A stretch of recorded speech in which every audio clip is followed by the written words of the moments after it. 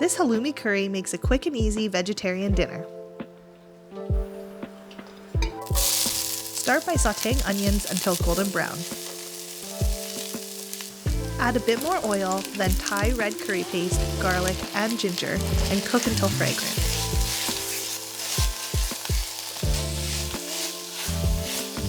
Then pour in coconut milk. Go for the full fat kind because light coconut milk is just a watered down version for the same price. Veggies go in next, along with tamari or soy sauce and sugar for balance. Stir and simmer until the veggies are tender.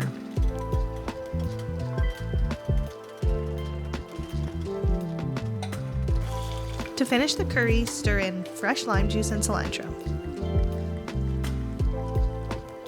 Meanwhile, get that halloumi crisping up in a non-stick pan. It should take 1 to 2 minutes on either side.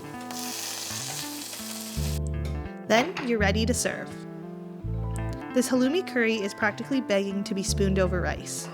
Jasmine rice is my favorite here, but use whatever kind of rice you'd like.